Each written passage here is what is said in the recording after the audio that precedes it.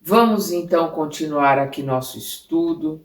Nós paramos aqui quando a Abigail está falando para o Saulo acerca de Jesus e o Saulo fica muito enciumado, né, pelo mestre, pelos ensinamentos que ela está colocando ali, por ela ter se tornado cristã. Então nós paramos aqui naquele momento, né, Saulo, o Emmanuel falando de Saulo, naquele momento não experimentava apenas o desejo de lhe arrasar a doutrina em relação a Jesus, né, e os adeptos, mas sentia ciúmes dele na alma caprichosa, na alma extremamente voluntariosa, vaidosa e caprichosa de Saulo. De que poderes podia dispor o Nazareno obscuro e martirizado na cruz para conquistar os sentimentos mais puros da noiva carinhosa?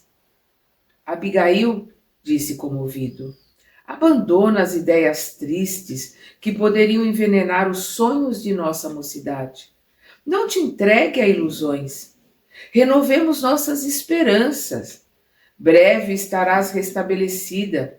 Sei que me perdoastes a morte de teu irmão, e minha família te receberá em Tarso com júbilos sinceros. Seremos felizes, muito felizes. Seus olhos pareciam pairar em uma região de sonhos deliciosos, procurando reavivar no coração amado os seus projetos de felicidade terrena. Ela, porém, misturando sorrisos e lágrimas, acrescentava: francamente, querido, eu também desejaria reviver. Ser tua, entretecer teus sonhos de juventude, inventar estrelas para o céu da tua existência. Tudo isso constitui meu ideal de mulher. Ah, se pudesse, buscaria os teus parentes com amor. Haveria de conquistá-los para o meu coração ao preço de um grande afeto. Mas pressinto que os planos de Deus são diferentes no que concerne aos nossos destinos. Jesus chamou-me para a sua família espiritual. Então ela está colocando aqui, ela sabe que ela está desencarnando e que Jesus a chamou para a família espiritual dos adeptos ali do Mestre. Ai de mim! Exclamou Saulo. Imagina a cabeça do Saulo. Cortando-lhe a palavra. Em toda a parte topo expressões do carpinteiro de Nazaré. Que flagelo! Não repita semelhante coisa. Deus não seria justo se te sequestrasse ao meu afeto. Quem poderia então, como esse Cristo, interpor-se aos nossos votos? Abigail, porém, fixou-o com um gesto súplice e falou: Saulo, de que nos valeria a desesperação? Não será melhor inclinarmos-nos com paciência aos sagrados desígnios? Não alimentemos dúvidas prejudiciais. Este leito é de meditação e morte. O sangue várias vezes já me golfou, prenunciando o fim. Mas nós cremos em Deus e sabemos que esse fim é apenas corporal. Nossa alma não morrerá, amar-nos-emos eternamente. Não concordo, respondia ele extremamente aflito. Essas presunções são fruto de ensinamentos absurdos, quais o desse fanático nazareno que morreu na cruz entre a humilhação e a covardia. Nunca foste assim melancólico e desalentado. Somente os sortilégios nas feitiçarias, somente os sortilégios galileus podiam convencer-te de tais absurdos funestos. Mas procura raciocinar por ti mesma. Que te deu o crucificado, senão tristeza e desolação? Enganas-te, Saulo. Não me sinto desanimada, embora convicta da impossibilidade de minha aventura terrena. Jesus não foi um mestre vulgar de sortilégios, foi o Messias, dispensador de consolação e vida. Sua influência renovou-me as forças, saturou-me de bom ânimo e verdadeira compreensão aos desígnios supremos. Seu evangelho de perdão e amor é o tesouro divino dos sofredores e deserdados do mundo. O jovem não conseguia dissimular a irritação que lhe vagava na alma. Sempre o mesmo refrão, disse confuso. Invariavelmente a afirmativa de ter vindo para os infelizes, para os doentes e infortunados. Mas as tribos de Israel não se compõem apenas de criaturas dessa espécie. E os homens valorosos do povo escolhido? E as famílias de tradições respeitáveis? Estariam fora da influência do Salvador? Tenho lido os ensinamentos de Jesus, respondeu a moça com firmeza, e suponho compreender as tuas objeções. O Cristo, cumprindo a sagrada palavra dos profetas, e aqui vamos lembrar, né, o profeta Isaías 53, nós já comentamos aqui, e o quanto Estevão, né, o Gesiel, que foi quem educou Abigail, lia e relia, ele tinha Isaías na ponta da língua, né? Então é o que ela está colocando aqui, ele veio cumprir essas profecias, né? Porque o Isaías é o profeta do Messias sofredor. Então o Cristo, cumprindo a sagrada palavra dos profetas, revela-nos que a vida é um conjunto de nobres preocupações da alma, a fim de que marchemos para Deus pelos caminhos retos. Não podemos conceber o Criador como juiz ocioso e isolado, senão como pai, desvelado em benefício dos seus filhos. Nós vamos ver que em muitas colocações, principalmente, né, a ideia dos judeus do Deus dos exércitos, de um Messias guerreiro, né, é uma coisa que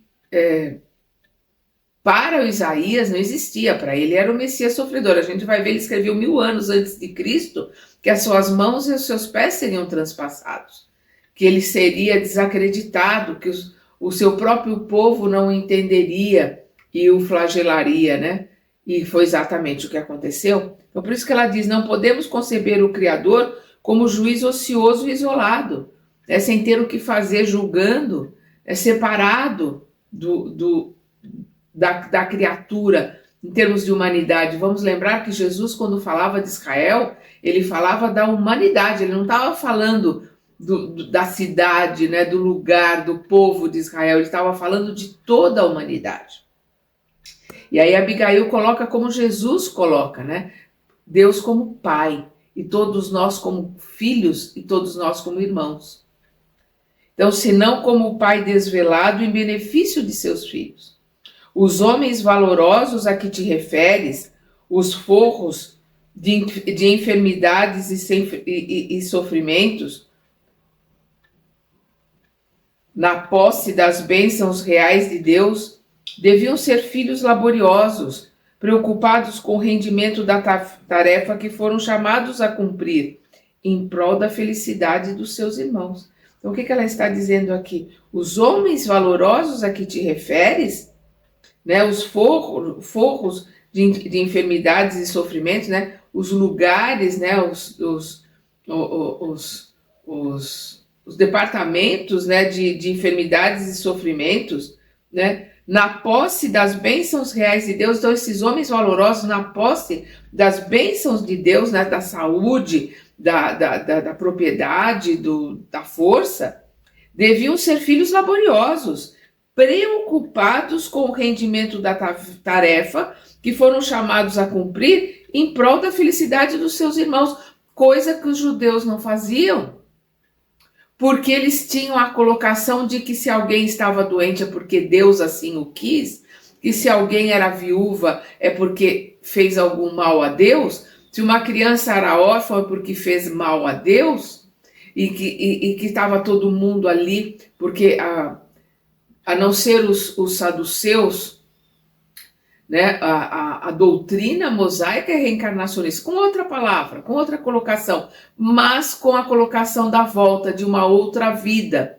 Então, que a pessoa fez alguma coisa na vida passada, então nasce, fica órfão, é abandonado pelo que fez na vida passada. Então, eles colocavam que tudo aquilo era justo, eles não tinham que fazer nada. E o Cristo colocou que Deus ajuda o homem pelo homem. O Cristo não, essa é a interpretação do que o Cristo colocou, né? Ele colocou, mas não com essas palavras são de Emmanuel, né? Deus ajuda o homem pelo homem. Então, ela está colocando aqui, por que eles não estão ajudando seus irmãos? Contudo, a Abigail continua, contudo no mundo temos contra nossas tendências superiores, por quê? Porque os judeus são muito orgulhosos, não se misturam, se acham, até hoje, superiores ao resto da humanidade. Contudo no mundo temos contra nossas tendências superiores o inimigo que se instala em nosso próprio coração. O inimigo não está lá fora, o inimigo está dentro de nós. O inimigo está no nosso coração. Olha os ensinamentos que Abigail está passando para o Saulo. O egoísmo ataca a saúde. O ciúme prejudica o mandato divino. Como a ferrugem e a traça que inutilizam nossas vestes e instrumentos quando nos descuidamos, né? As nossas vestes, se ficam largadas, a traça corrói. Os instrumentos, se ficam abandonados, a ferrugem corrói. São poucos os que se recordam da proteção divina nos dias alegres da fartura. Nos dias que a gente está bem, está alegre, está feliz, são poucos os que se lembram do Pai. Olha os ensinamentos de Abigail, vou repetir. São poucos os que recordam da proteção divina nos dias alegres da fartura, como raríssimos os que trabalham a revelia do aguilhão, né? Os que trabalham sem precisar serem cutucados, né? É o aguilhão, né? O aguilhão é aquela ponta que o pastor tinha para ir cutucando as ovelhas. Então, para trabalhar, para fazer alguma coisa, infelizmente, todos nós precisamos ser cutucados. É isso que ela está colocando para o Saulo. Isso demonstra que o Cristo é um roteiro para todos, constituindo-se em consolo para os que choram e orientação para as almas criteriosas, chamadas por Deus a contribuir nas santas preocupações do bem. É um roteiro para todos, toda a humanidade, constituindo-se em consolo para os que choram, para os que sofrem, e orientação para as almas criteriosas, para as almas que verdadeiramente estão fazendo a vontade de Deus, né? As verdadeiramente boas, chamadas por Deus, por serem boas, por serem criteriosas, são chamadas por Deus a contribuir nas santas preocupações do bem, em ajudar ao próximo, em fazer o bem. Saulo estava impressionado com aquela clareza de raciocínio. Ela está dando ali, ela está evangelizando o Saulo com os ensinamentos do Cristo. Ela está mostrando a grandeza dos ensinamentos do Cristo.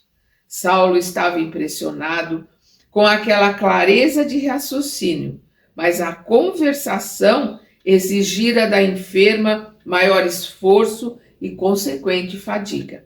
A respiração tornara-se difícil, e não tardou que o sangue lhe borbotasse, né, jorrasse do peito em prolongada hemoptise. Hemoptise é a eliminação do sangue dos pulmões através da boca, né, através da tosse.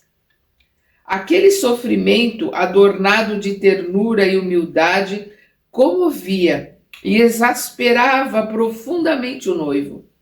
Compreendeu que seria impiedoso atacar perante a noiva aquele Jesus que lhe cumpria perseguir até o fim. Continua com a ideia ali, eu vou perseguir. Ele continua ali com ódio e com ciúmes de Jesus. Não queria crer que a sua Abigail estivesse na véspera da morte. Então a gente vê aqui a colocação, a sua Abigail, né? A colocação dele, a prepotência, né? A vaidade, o egoísmo dele ali aparecendo. Preferia encarar o futuro com otimismo. Restabelecida, falaria voltar aos seus antigos pontos de vista. Não toleraria a intromissão do Cristo no santuário doméstico. No esforço introspectivo, entretanto, concluiu que precisava dar uma trégua aos seus pensamentos antagônicos para cogitar dos problemas essenciais da sua própria tranquilidade. A jovem enferma, após a crise que durara minutos longos e tristes, tinha os grandes olhos serenos e lúcidos. Ela está em paz ali. Ela está sabendo que ela está desencarnando, mas ela está em paz. Contemplando-a naquela doce atitude de suprema resignação, Saulo de Tarso experimentou enternecedoras comoções íntimas. Seu temperamento arrebatado entregava-se facilmente às expressões extremadas, né? As expressões sublimes. Ele era sensível, ele era um homem bom, ele era um homem temente a Deus e cumpridor das leis mosaicas.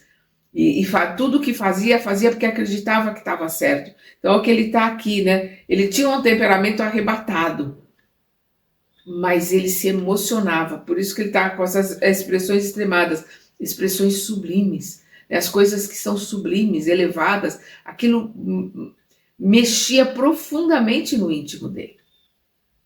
Aproximando-se mais da noiva amada, tinha os olhos úmidos. Desejou acariciá-la como se o fizesse a uma criança. Abigail, murmurou ternamente, não falemos mais de ideias religiosas. Perdoa-me. Recordemos nosso porvir de flores. Esqueçamos tudo para consolidar as melhores esperanças. As palavras lhe borbulhavam ardentes de emoção. O carinho que evidenciavam era sintoma do arrependimento e das aspirações nobres e sinceras que lhe trabalhavam, agora, no espírito angustiado. Então, as palavras eram ardentes de emoção e sinceras, do arrependimento dele. O arrependimento por tê-la abandonado 8 meses, por ter sido tão voluntarioso, tão preconceituoso, tão teimoso, né? Entretanto, como se fora presa de singular abatimento depois do esforço despendido, a jovem de Corinto, Abigail, estava lânguida, estava desfalecida, receando prosseguir no colóquio em virtude dos acessos de tosse que a ameaçavam frequentemente. O noivo, preocupado, compreendeu a situação e, apertando-lhe as mãos transparentes, beijou-as enternecido. Precisas repousar, disse com inflexão carinhosa. Não te preocupes por minha causa. Dar-te-ei de minhas próprias forças. Breve estarás restabelecida. E depois de envolvê-la num olhar cheio de gratidão e infinita ternura, rematava. Voltarei a ver-te todas as noites que possa afastar-me de Jerusalém. E logo que puderes, voltaremos a ver o luar lá no jardim, para que a natureza abençoe os nossos sonhos sob as vistas de Deus. Sim, Saulo, disse pausadamente. Jesus nos concederá o melhor. Imagina a cabeça de Saulo, como está. Jesus nos concederá o melhor. De qualquer modo, no entanto, estarás no meu coração sempre. Sempre. O doutor da lei ia despedir-se, mas refletiu que a noiva nada lhe dissera com referência ao irmão. A generosidade daquele silêncio impressionava. Preferia ser acusado, discutir o feito com suas penosas circunstâncias, para que também se justificasse. No entanto, em vez de reprimendas, encontrava carícias, em vez de exprobrações, censuras, né? Uma tranquilidade generosa com que a meiga jovem sabia ocultar as profundas feridas que lhe iam na alma. Abigail, exclamou algo hesitante. Antes de partir, quisera saber francamente se me desculpastes pela morte de Estevão. Nunca mais pude falar-te das contingências que me levaram a tão triste desfecho. No entanto, estou convicto de que tua bondade esqueceu minha falta. Por que te recordas disso? Respondeu. Perdão. Por que recordas disso? Respondeu-lhe, esforçando-se por manter por manter a voz firme e clara. Minha alma está agora tranquila. Gesiel está com o Cristo e morreu legando-te um pensamento amistoso. Vamos lembrar, né, que Gesiel, ao morrer, abençoou o Saulo e abençoou a união, né, de Saulo com Abigail.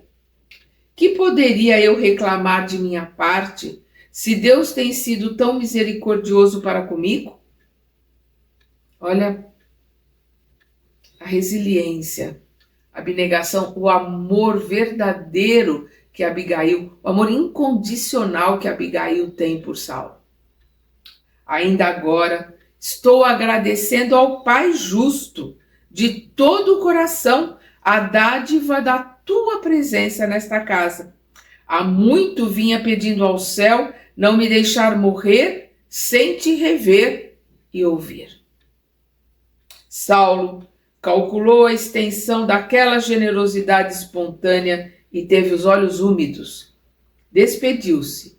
A noite fresca estava repleta de sugestões para o seu espírito. Nunca meditara nos insondáveis desígnios do Eterno como naquele momento em que recebera tão profundas lições de humildade e amor da mulher amada. Né? Humildade e amor incondicional dela. Então nós vamos ver que ele está voltando para Jerusalém, analisando tudo que ele ouviu, analisando tudo que Abigail falou, analisando principalmente aquele amor incondicional que o perdoou, que não contou para ninguém o que aqui Estevão era Gesiel. Experimentava na alma opressa, né, apertada, o embate de duas forças antagônicas que lutavam entre si para a posse de seu coração generoso e impulsivo. Não compreendia Deus senão como um Senhor poderoso e inflexível, né? O Deus dos exércitos, né? O Deus que os fariseus queriam colocar para o povo. E ele, como fariseu, como doutor da lei, e agora, né, no lugar de Gamaliel, como rabino, era esse Deus que ele colocava. Então, esse Deus inflexível, esse Deus, às vezes, quase vingativo que a gente vê nas leis mosaicas, né, no Velho Testamento. A sua vontade soberana dobrar-se-iam todas as preocupações humanas, mas começava a perquirir, a indagar o motivo de suas dolorosas inquietudes. Por que não encontrava em parte alguma a paz anelada ardentemente? Por que ele não conseguia encontrar a paz tanto desejada ardentemente? Todavia, aquela gente miserável do caminho entregava-se às algemas do cárcere sorridente e tranquila. Homens enfermos e fracos, isentos de qualquer esperança do mundo, suportavam-lhe as perseguições com louvores no coração. O próprio Estevão, cuja morte lhe servira de exemplo inesquecível, ele não esqueceria de jeito nenhum a morte de Estevão, abençoara-o pelos sofrimentos recebidos por amor ao carpinteiro de Nazaré. Aquelas criaturas desamparadas gozavam de uma tranquilidade que ele desconhecia. Então, o que é importante a gente entender aqui? Ninguém sente falta daquilo que não conhece. As outras pessoas que estavam vendo Estevão, as outras pessoas que viam aquela tranquilidade de Estevão, não percebiam nada diferente. Não pararam para pensar de onde ele tira essa paz, de onde ele tira essa tranquilidade. Porque são pessoas endurecidas, eram pessoas ainda muito pesadas em termos de energias da terra. Mas Saulo conseguia perceber a paz no olhar, nas atitudes, a amorosidade no olhar de Estevão. Por quê? Porque ele já sentiu, ele já teve essa paz, ele já teve esse amor com ele, essa tranquilidade com ele. Então ele pôde perceber no outro e sentir falta, porque ninguém sente falta do que não conhece. Se ele está sentindo falta é porque ele conhece, ele já teve. Com certeza ele teve em outras vidas. Ele tem uma missão a cumprir ali, como Saulo de Tarso, e ele se afastou dessa missão. A gente vê isso muito claro quando Estevão repara que Jesus olha com muita tristeza para Saulo. Ele percebe que Saulo é uma alma querida de Jesus e que se desviou do caminho. Então Estevão percebe no olhar de Jesus que ali é um trabalhador, um missionário de Jesus que tinha se desviado do caminho. Então nós vemos aqui o Saulo, inquirindo, perguntando por que ele não consegue aquela paz, porque ele não consegue aquela tranquilidade. Ele sente falta disso. Se ele sente falta, é porque ele já teve. O quadro da noiva doente não lhe saía dos olhos. Abigail era sensível e afetuosa, mas lembrava de sua ansiedade feminina, a intensidade de suas preocupações de mulher, quando eventualmente não conseguia comparecer com pontualidade no adorável recanto na estrada de Jope. Então ele começou a se lembrar que a Abigail era ansiosa, que a Abigail ficava chateada quando ele não podia ir, quando ele não comparecia aos encontros. Então ele está lembrando ali da alma feminina dela, daquela alma ansiosa, daquela alma que também exigia a presença dele. Aquele Jesus desconhecido proporcionara-lhe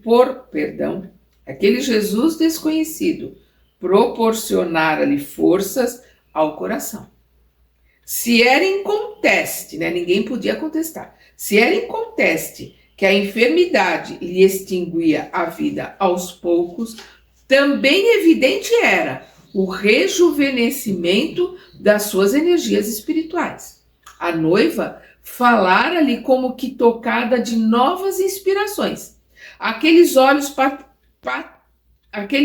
pareciam contemplar interiormente a paisagem de outros mundos. Então ele pôde perceber nos olhos dela a paz e a tranquilidade que vinham de dentro dela. Essas reflexões não lhe deram ensejo à admiração da natureza. Quer dizer, todas essas reflexões não permitiram que ele olhasse a natureza, que ele percebesse o lugar que ele estava caminhando, que ele percebesse a beleza daquela estrada que ia de Jope a Jerusalém. Reentrando em Jerusalém, guardou a impressão de que despertava de um sonho. Ali, ele entrando em Jerusalém, ele voltou, digamos assim, ao seu lugar de costume, Voltou ali os seus pensamentos, voltaram ali as suas energias como rabino, como doutor da lei, como voluntarioso, orgulhoso. À sua frente, desenhavam-se as linhas majestosas do grande santuário. O orgulho de raça falava-lhe mais forte ao espírito. Então voltou o orgulho da raça, de ser judeu, de ser rabino, das leis mosaicas, do templo majestoso, de ser o povo escolhido. Então ali ele voltou a respirar aqueles ares que o faziam ser tão, digamos assim, voluntarioso, insensível, perverso. Perverso, essa é a palavra. Perverso. Era impossível conferir superioridade aos homens do caminho. Aí então ele voltou naquele orgulho de, não, como é que eu posso dar alguma superioridade, algum crédito a esses homens miseráveis do caminho? Bastou a visão do templo para que encontrasse em si mesmo os esclarecimentos que desejava. A seu ver, a serenidade dos discípulos do Cristo provinha naturalmente da ignorância que lhes era apanágio, que lhes era atributo. Geralmente, os que se afeiçoavam aos galileus eram apenas criaturas que o mundo desclassificara pela decadência física, pela educação falha, pelo supremo abandono. O homem de responsabilidade, por certo, não poderia encontrar a paz a preço tão vil. Figurara-se-lhe haver resolvido o problema. Continuaria a luta. contava com o breve restabelecimento da noiva. Logo que possível, desposaria Abigail e com facilidade dissuadi-la-ia, né, demoveria, né, retiraria dela aquelas ideias, aqueles pensamentos. Dissuadi-la-ia dos fantasiosos, quão perigosos engodos daqueles ensinamentos condenados. Do âmbito do seu lar feliz, prosseguiria na perseguição de quantos esquecessem a lei com L maiúsculo, né? As leis mosaicas, a Torá, trocando-a por outros princípios. Esses raciocínios lhe acalmaram, de certo modo, as inquietações. Mas no dia seguinte, manhã alta, o mensageiro de Zacarias golpeava-lhe a alma com uma notícia grave.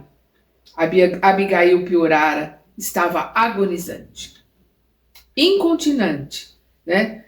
Rapidamente, de uma forma exagerada, tomou o caminho de Jope, ansioso de arrebatar a bem-amada ao perigo iminente, achando que ele ia salvar Abigail da morte. Ruth e o marido estavam desolados. Desde a madrugada, a enferma caíra em penosa prostração. Os vômitos de sangue sucediam ininterruptos. Dir-se-ia que só esperava a visita do noivo para morrer. Saulo escutou-os lívido, pálido, como cera. Mudo, dirigiu-se para o quarto onde o ar fresco penetrava embalsamado, trazendo a mensagem das flores do pomar e do jardim, que pareciam enviar despedidas as mãos delicadas e carinhosas que lhe haviam dado vida. Abigail recebeu-o com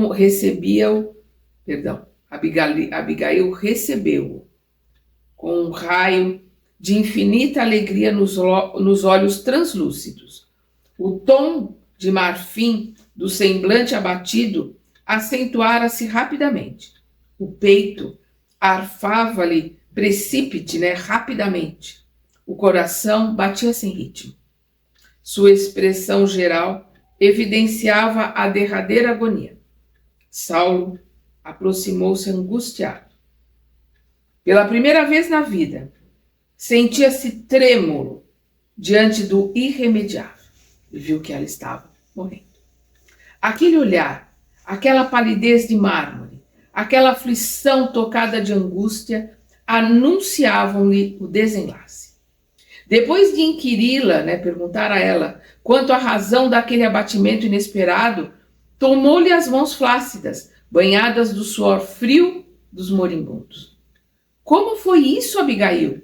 Dizia perturbado. Ainda ontem deixei-te tão esperançado. Pedi sinceramente a Deus que te curasse para mim.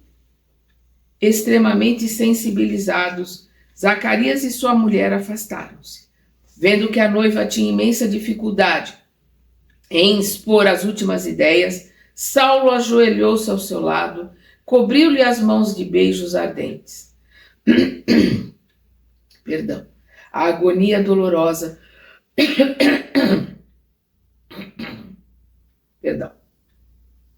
A agonia dolorosa parecia-lhe o sofrimento injustificável que o céu houvera enviado a um anjo.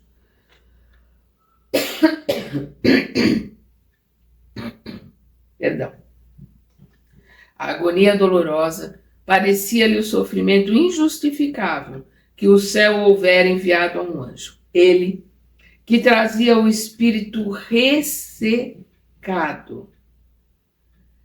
Era o espírito ressecado, né, de sentimento, o espírito ali, o espírito, em termos de sentimento, ele estava ressecado porque ele estava insensível ao sofrimento das pessoas que ele estava perseguindo. Então ele estava ressecado por dentro. É isso que o Emmanuel está colocando.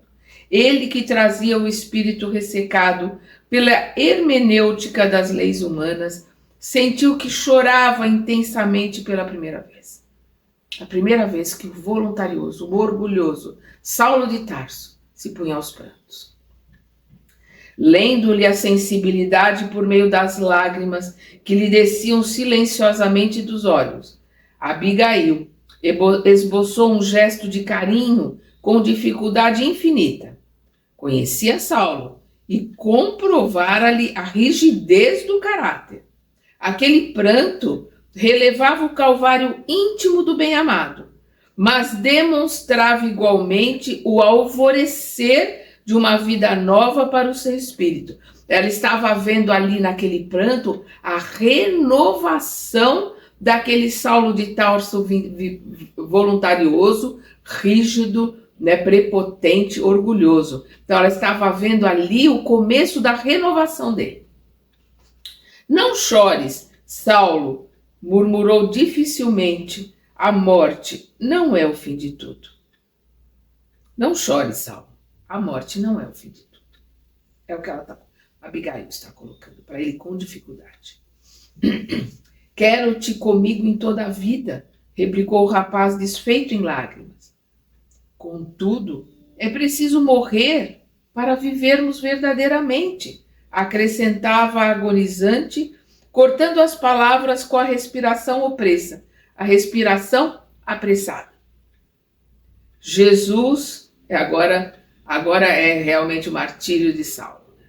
Jesus nos ensinou que a semente caindo na terra fica só, mas se morrer, dá muitos frutos. Vamos lembrar aqui a parábola do semeador. Ela está colocando para ele, se ela cai na terra, ela fica só, ela não frutifica. Mas se ela for enterrada, se ela morrer, ela vai renascer e vai crescer e dar frutos. Olha que colocação maravilhosa, Abigail, de novo, ensinando ao Saulo. Jesus nos ensinou que a semente caindo na terra fica só, mas se morrer, dá muitos frutos. Não te rebeles contra os desígnios supremos que me arrebatam do teu convívio material. Se nos uníssemos pelo matrimônio, talvez tivéssemos muitas alegrias.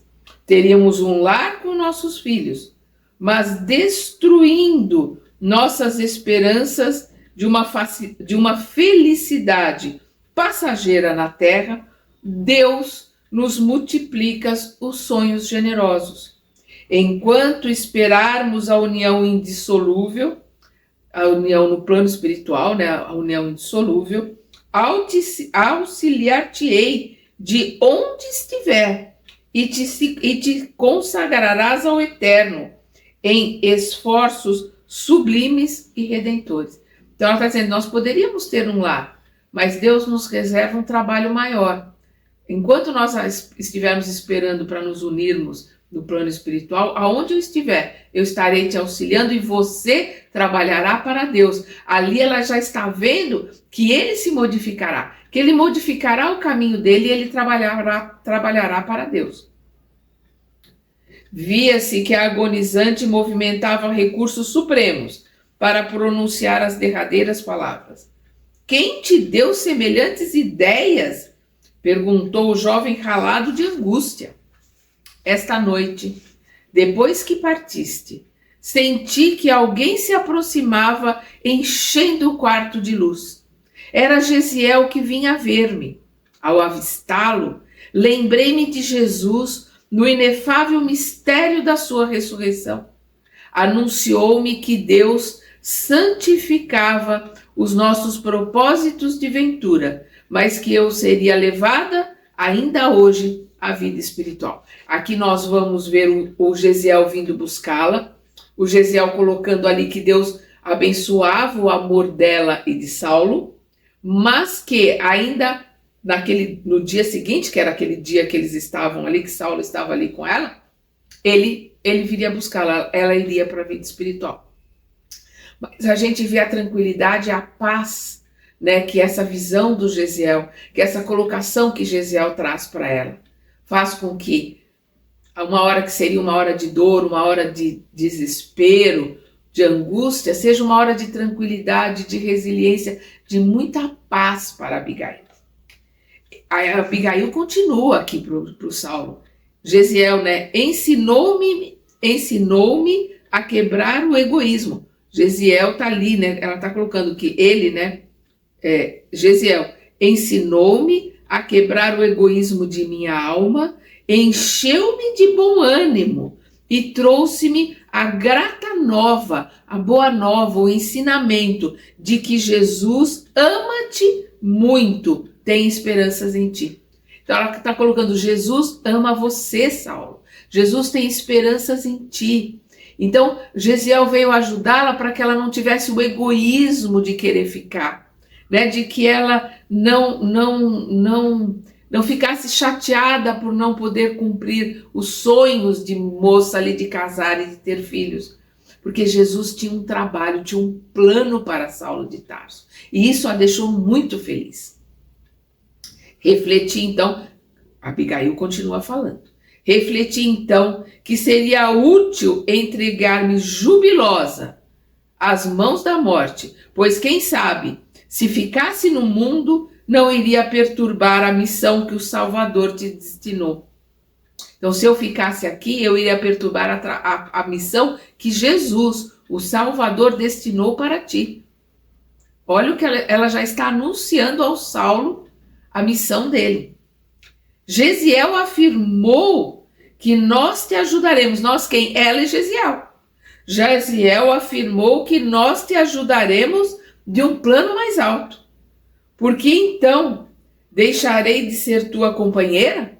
Quer dizer, ela está dizendo, por que então deixarei de ser tua companheira? Vou continuar sendo companheira, só que em plano diferente. Seguirei teus passos no caminho. Levar-te-ei onde se encontrem nossos irmãos no mundo em abandono. Auxiliarei teus raciocínios a descobrir sempre a verdade. Ainda, olha como ela coloca para ele, ainda não aceitastes o evangelho. Ainda não aceitastes o evangelho. Mas Jesus é bom e terá algum meio de nos unir os pensamentos na verdadeira compreensão. E você ainda não aceitou Jesus, mas ele dará um jeito, ele terá algum meio de fazer com que você aceite. O esforço da moribunda havia sido imenso. A voz extinguira-se-lhe na garganta. De seus olhos profundamente lúcidos, as lágrimas corriam abundantes. Abigail gritava a Saulo desesperado. Mas logo após longos minutos de angustiosa ansiedade, ela dizia num arranco supremo, Gesiel já veio.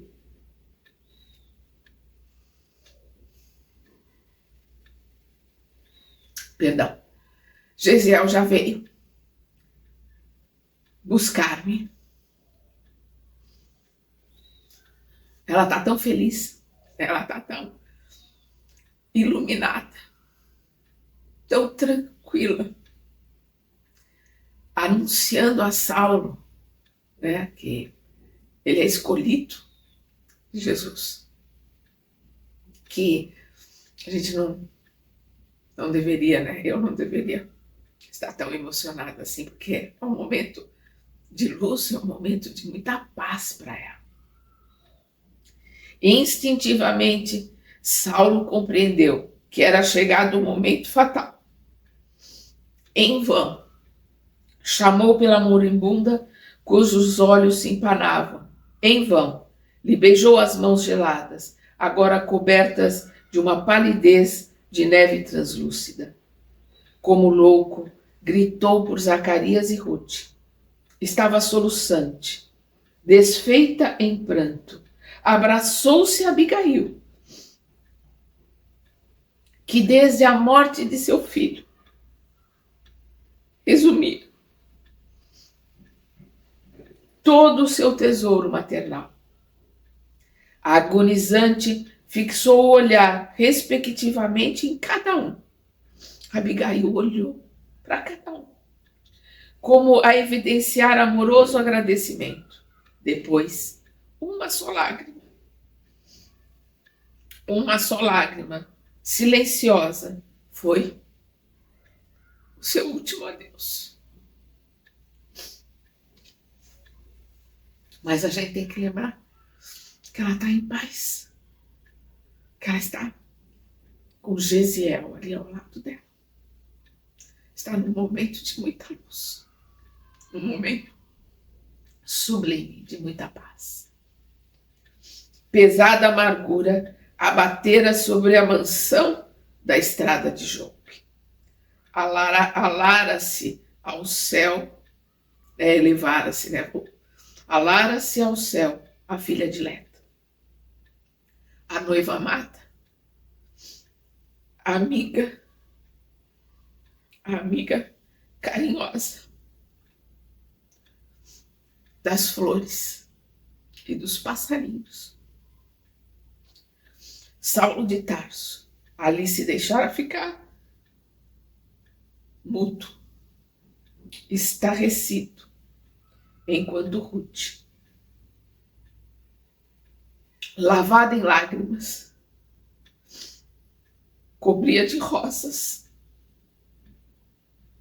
a morta adorada, que parecia dormir. Assim nós encerramos o 9º capítulo com o desencargo de Abigail. Mas como de Estevão, né? Como de Gesiel, um desencarne cercado de luz, de paz, das energias mais sublimes. Então, um desencarne maravilhoso. A gente tem que ficar feliz por Abigail, tristes, com pena de Saulo. E que a partir de agora nós sabemos que a sua vida muda completamente. E aí a gente vai entender, com as colocações de Emmanuel, com o que nós vimos até agora, nós vamos entender mais para frente. Quando Saulo coloca, né, a gente vai ver em Atos dos Apóstolos, ele colocar nas cartas também, nas cartas de Paulo. Nas cartas de Paulo ele coloca que ele tinha um espinho na carne. E a gente sabe agora o que era e o nome desse espinho. No nosso próximo estudo, nós começaremos o 10º capítulo, o último capítulo da primeira parte. O livro se divide em 2 partes, cada parte com 10 capítulos. Então, a semana que vem, nós vamos ver o último capítulo da primeira parte, No Caminho de Damasco. Até lá!